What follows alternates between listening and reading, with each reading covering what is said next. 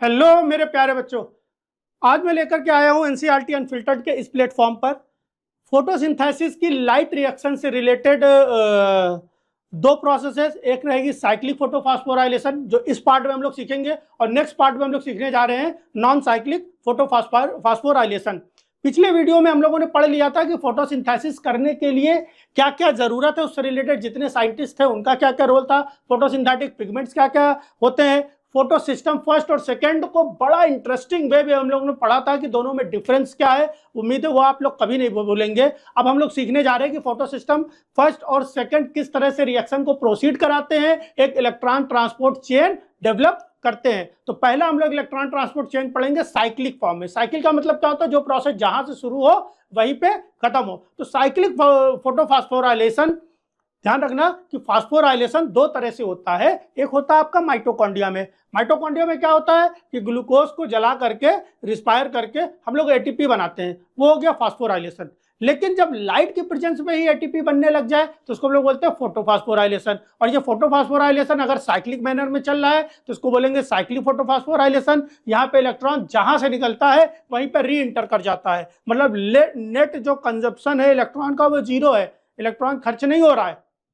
जबकि non cyclic में ऐसा कुछ नहीं होता है, इलेक्ट्रॉन जहां से निकलता है वहां लौट के वापस नहीं आता है, उसको बाहर से इलेक्ट्रॉन देना पड़ता है। तो उस चीज को भी हम लोग समझेंगे। अभी हम लोग साइक्लिक फोटोफॉस्फोराइलेशन जो है उसको याद रखने की एक सिंपल सी ट्रिक याद रखेंगे। साइक्लिक फोटोफॉस्फोराइलेशन जो है उसको याद रखने का एक डबल रोल ट्रिक याद रखना। क्या याद रखना प्यारे बच्चों? पूरा वायरल कर दो ट्रिक को, डबल रोल ट्रिक। क्या? F F C C P P, बस याद रखना है। एफ सी पी, दो बार एफ, दो बार सी, दो बार पी। सिंपल सा एक साइकिल ऐसे बना लेता हूं, ठीक है, और इसको हम कनेक्ट कर देते हैं ऐसे, ठीक है, थोड़ा दूर से। अब ठीक है, ऐसे कनेक्ट कर देते हैं, हो गया। अब इस पे हम लोग लिखने बैठेंगे क्या? F C P. क्या लिखने बैठेंगे? F C P. एफ, दोबारा एफ, छी गलत हो रहा है, दोबारा एफ, ठीक है, फिर दो बार सी और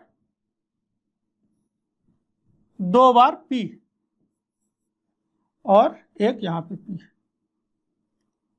ऐसे पी, ठीक है, पी। अब याद ये रखना कि साइकिल जो पिछले क्लास में हमने याद कराया था कि जो फोटो सिस्टम फर्स्ट था उसके 700 नंबर आते हैं, पापा खुश होकर के उसको साइकिल दिलाते हैं। सेकंड जो था उसको 680 नंबर ही आते हैं, पापा उसको साइकिल नहीं दिलाते, कहते तू भाग जा, तुझे साइकिल नहीं मिलेगी। तो साइक्लिक फोटोफॉस्फोराइलेशन में केवल P700 पार्टिसिपेट करेगा, तो P700, ठीक है। एफ का क्या नाम है? एफ का नाम FRS भी लिख सकते हो, या ध्यान रखना अगर ये कहीं पर FEES है तो भैया परेशान मत हो जाना, बात वही है, ठीक है। But it is not a primary electron acceptor. अभी हम लोग आगे लिख लेंगे। एफ क्या है? दोबारा एफ आया, तो इसका फुल फॉर्म होता है फेरेडॉक्सिन रिड्यूसिंग सब्सटेंस। फेरेडॉक्सिन को रिड्यूस करने वाला सब्सटेंस। तो कौन रिड्यूस कर रहा है? तो हम लोग इस पे लिख दे फेरेडॉक्सिन। सी साइटोक्रोम B6 और साइटोक्रोम F, ये दो हो गए। फिर पी आया, पी कौन है? प्लास्टोसाइनिन। पी क्या है? प्लास्टोसाइनिन।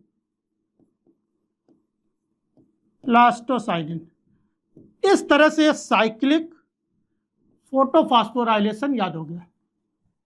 इस पूरी प्रोसेस में अगर हम लोग देखें तो होता क्या है, कैसे होता है, इस बात को हम लोग समझेंगे। P700 की अगर हम लोग बात करें तो यहां पे P700 पे सनलाइट पड़ी, ठीक है। फोटो सिस्टम 700 पे PS1 पे सनलाइट पड़ रही है। सनलाइट के पड़ने से क्या होगा? वो उस लाइट को एब्जॉर्ब करेगा। यहां पर अगर P700 को हम लोग मोटा माटी समझे तो एक रिएक्शन सेंटर होगा और उसके चारों तरफ ढेर सारे एसेसरी पिगमेंट्स होंगे।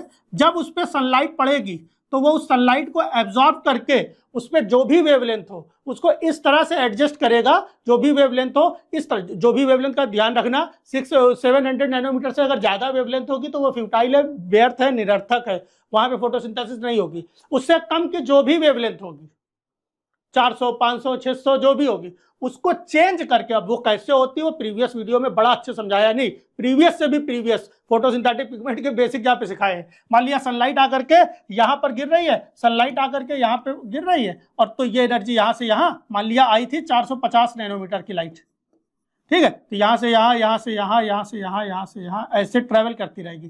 तब तक ट्रैवल करती रहेगी जब तक उसमें एनर्जी घट के कितनी ना आ जाए, कितनी ना हो जाए। एनर्जी लगातार घटेगी तो वेवलेंथ बढ़ेगी, एनर्जी घट के मतलब आप तुरंत समझ लो हम लोग बोल रहे हैं क्या, वेवलेंथ बढ़ के, वेवलेंथ बढ़ के कितनी ना हो जाए 700। जैसे 700 होगी यहाँ पे आएगी, और यहाँ पे जैसे वो आएगी इसके अंदर एक्साइटमेंट आएगा, इसके अंदर एक्साइटमेंट आएगा। ये भी एक केमिकल है, क्या है कि 700 के पास रिएक्शन सेंटर के पास क्या है, क्लोरोफिल ए है, क्लोरोफिल है, ये भी एक केमिकल है, क्या है C55H72O5N4 Mg, कितना छोटा सा तो इसका केमिकल फार्मूला है। ये भी एक केमिकल, इसके अंदर से एक इलेक्ट्रॉन निकलेगा और वो इलेक्ट्रॉन को तुरंत ही एक्सेप्ट कर लेगा प्राइमरी इलेक्ट्रॉन एक्सेप्टर। एक बोनस पॉइंट याद रखना, आपकी बुक में नहीं है, प्राइमरी इलेक्ट्रॉन एक्सेप्टर एक्चुअली में यहाँ पे कौन है, तो प्राइमरी इलेक्ट्रॉन एक्सेप्टर यहाँ पर है क्लोरोफिल ए।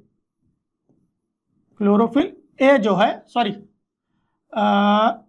ए नॉट बोलना चाहिए, ए नॉट, अब ठीक है, क्लोरोफिल ए नॉट जो है वो प्राइमरी इलेक्ट्रॉन एक्सेप्टर है। तो पहले इलेक्ट्रॉन ये एक्सेप्ट करेगा, फिर फेराडॉक्सिन रिड्यूसिंग सब्सटेंस को दे देगा, और डीप जानना है तो जानोगे ए नॉट से ए1 जाएगा, ठीक है। लेकिन बुक में ये नहीं लिखा हुआ है, डायरेक्ट एफआरएस लिखा हुआ, तो हमने डायरेक्ट एफआरएस लिखे हुए हैं। लेकिन अगर क्वेश्चन पूछ रहा है primary electron acceptor for photosystem first, then it is a naught. ये इलेक्ट्रॉन ए नॉट को दे देगा। ए नॉट क्या करेगा, फेराडॉक्सिन रिड्यूसिंग सब्सटेंस को दे देगा। तो एक इलेक्ट्रॉन चल रहा है लगातार, ये लगातार क्या चल रहा है यहाँ पर, लगातार यहाँ पर एक इलेक्ट्रॉन चल रहा है, a single electron moving in a cyclic way. ये इलेक्ट्रॉन इसके पास, इसको दे दिया, इसने जैसे इसको इलेक्ट्रॉन दिया, ये उससे ज्यादा रेडिएशन था, इसने इलेक्ट्रॉन ले लिया, ठीक है, रिडक्शन पोटेंशियल उससे ज्यादा थी, उसने इलेक्ट्रॉन ले लिया। इससे ज्यादा रिडक्शन पोटेंशियल इसकी थी, इसने इलेक्ट्रॉन ले लिया, और इससे ज्यादा इलेक्ट्रॉन रिडक्शन पोटेंशियल जो थी इसकी थी, इसने इलेक्ट्रॉन ले लिया। बोलो मेरे प्यारे नादान परिंदो, है ना, बात समझ में आ रही है, सिंपल हो जाएगा। ऐसे इलेक्ट्रॉन एक साइक्लिक वे में ट्रेवल करता रहेगा, और ट्रेवल करते करते अल्टीमेटली फिर से P700 को वापस मिल जाएगा। इस पूरी प्रोसेस में हुआ क्या, इस पूरी प्रोसेस में अगर देखें तो क्या होने वाला है, इस पूरी प्रोसेस में यहाँ पर क्या होगा कि इस स्टेप पे ADP इनऑर्गेनिक फॉस्फेट से मिल करके ATP बना लेगा, फिर यहाँ पर भी ADP इनऑर्गेनिक फॉस्फेट से मिल करके ATP बना लेगा। अब पूरी प्रोसेस में देखो यहाँ पे NADPH नहीं मिला, पूरी प्रोसेस कंप्लीट हो गई भाई, यही आपको बनाना है, बहुत आसान है, 2 बार F 2 बार C 2 बार P, बात खत्म। डबल रोल ट्रिक आपको याद रखनी है, ठीक है। इस तरह से ये कहानी चलने वाली है। यहाँ पर अगर देखें तो यहाँ पर वाटर की लिसिस नहीं हुई, यहाँ पर NADPH का फॉर्मेशन नहीं हुआ, यहाँ पे P700 का इन्वॉल्वमेंट था। P700 का प्राइमरी इलेक्ट्रॉन एक्सेप्टर कौन था, ए नॉट था, या अगर एफआरएस ऑप्शन में है, ए नॉट नहीं दिया है तो एफआरएस लिख दोगे। एफआरएस का दूसरा नाम क्या है, FES है। वो हो गया आपकी कहानी पूरी, ठीक है। जहां पे इलेक्ट्रॉन जहां से निकलता है वहीं पहुंच जाता है, तो नेट इलेक्ट्रॉन का यूज जो हो रहा है वो 0 है, कोई यूज नहीं हो रहा है, ठीक है। अब चलिए देखते हैं हम लोग ने क्या लिखा था इससे पहले स्लाइड में। कहां पे होता है, कहां पर होता है ये थैलेकोइड मेम्ब्रेन, क्योंकि फर्स्ट ही केवल इन्वॉल्व हो रहा है, सेकंड इन्वॉल्व हो नहीं रहा है, सेकंड इन्वॉल्व नहीं हो रहा है। तो फर्स्ट कहां पे पाया जा रहा था, स्ट्रोमा लैमेली पे और थैलेकोइड मेम्ब्रेन पे, एप्रेस्ड रीजन पे नहीं पाया जा रहा था, तो वहां पे नहीं होता है। कहां पे होता है, स्ट्रोमा लैमेली। क्या होता है ये हमने इससे प्रीवियस वीडियो में बताया है, भी लास्ट में सारे शेयर कर दूंगा, तो जरूर वो सब देख लेना, ठीक है। तो ये कहां पर होने वाला है, स्ट्रोमा लैमेली में, जहां पे फोटोसिस्टम सेकंड एब्सेंट है, वहां पे फोटोसिस्टम सेकंड नहीं पाया जा रहा है। ए मेरे प्यारे बच्चों, वहां पे फोटोसिस्टम सेकंड नहीं पाया जा रहा, ठीक है। Involve only photosystem first not second cycle में सीख लिया है। Electron excited from P700, ferredoxin, cytochrome B6F, plastocyanin, back to photosystem first. याद है पहले से हमको, electron return to the same chlorophyll, hence called cyclic, पहले से पता है। Produce ATP only, no NADPH, और ऑक्सीजन, ऑक्सीजन भी यहाँ पर रिलीज नहीं होती है, केवल एटीपी होगी। No photolysis, no water, photolysis of water, water की फोटोलिसिस नहीं होती। जब वाटर की फोटोलिसिस नहीं होगी तो यहाँ पर प्रोटॉन ग्रेडियंट भी नहीं बनाएगा और ऑक्सीजन भी रिलीज नहीं करेगा।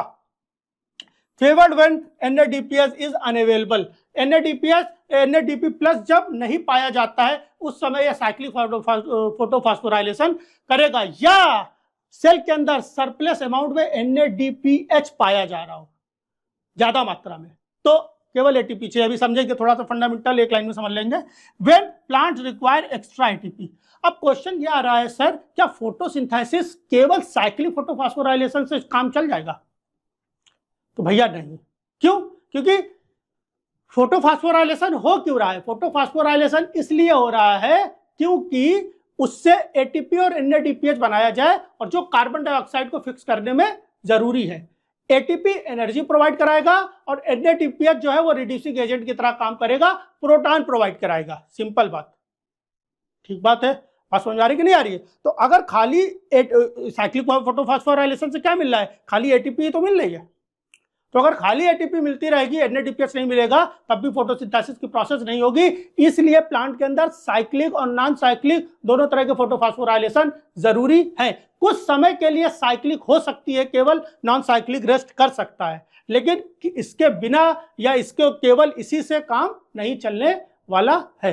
बोलो बच्चों, प्यारे बच्चों, बात समझ में आ रही है कि नहीं? ठीक है, उम्मीद है आपको ये पूरी बात समझ में आ गई होगी, टॉपिक पूरी तरह से रट गया होगा, साइकिल पूरी अच्छे से याद हो गई होगी। नेक्स्ट वीडियो में अब हम लोग सीखने वाले हैं नॉन साइक्लिक फोटोफॉस्फोराइलेशन, जहां पर हम लोग बहुत अच्छे से जेड स्कीम को समझेंगे। ये वाली वीडियो अगर समझ में आ गई है तो जरूर अपना शेयर करिएगा। जो भी आपके कलीग्स मेडिकल एंट्रेंस की प्रिपरेशन कर रहे हैं, क्लास 12th में हैं, या PGT या PGT की भी प्रिपरेशन कर रहे हैं, उनके लिए बहुत ज्यादा इंपॉर्टेंट होने वाली है। इससे हटकर ज्यादा कुछ आने वाला नहीं है। आप लोग क्वेश्चंस की प्रैक्टिस करिएगा, ठीक है। चलिए कुछ एक क्वेश्चंस भी देख लेते हैं, ठीक है। क्वेश्चन लिखा हुआ है, which of the following is true for the cyclic photophosphorylation. Cyclic photophosphorylation में फला फला फला फला जो यहाँ पर ऑप्शन दिए गए हैं वो कौन से सही हैं?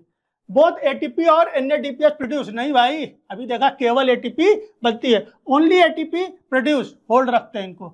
Both ATP and oxygen produce, ना बाबा, एटीपी NADPH सब बना दे रहे, नहीं भाई, केवल यही अभी देखा हम लोगों ने, ठीक है। दूसरी चीज, वीडियो पॉज करके पहले खुद भी आप लोग किया करो, फिर प्ले करके मैच कर लेना answer. Cyclic photophosphorylation is favoured when, cyclic photophosphorylation कब होगा?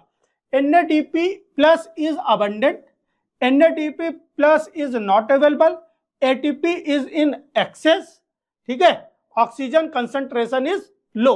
बढ़िया क्वेश्चन है और ये मैंने पीछे बता दिया। उम्मीद करता हूं ये वाले क्वेश्चन का आंसर आप लोग कमेंट बॉक्स में जरूर देंगे। बहुत अच्छा क्वेश्चन है।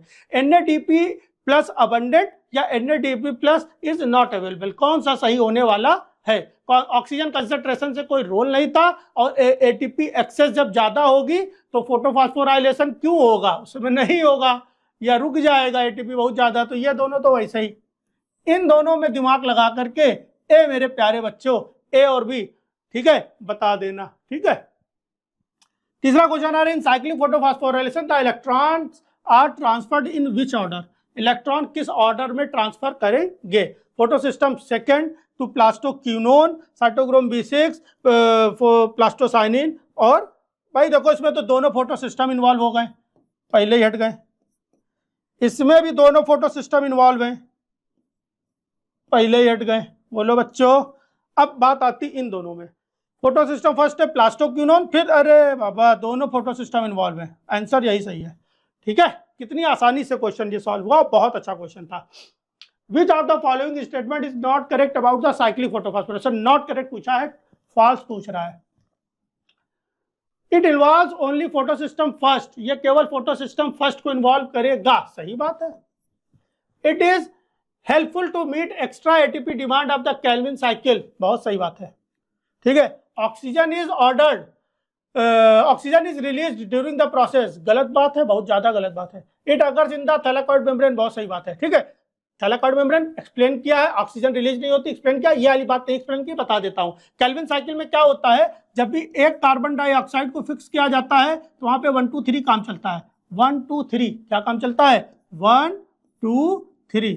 1 कार्बन डाइऑक्साइड को फिक्स करने के लिए 2 ATP और 3 ATP, क्या बोल रहा हूं मैं, 2 NADPH, बहुत सही बात बोल रहा हूं मैं, और 3 ATP रिक्वायर होती हैं।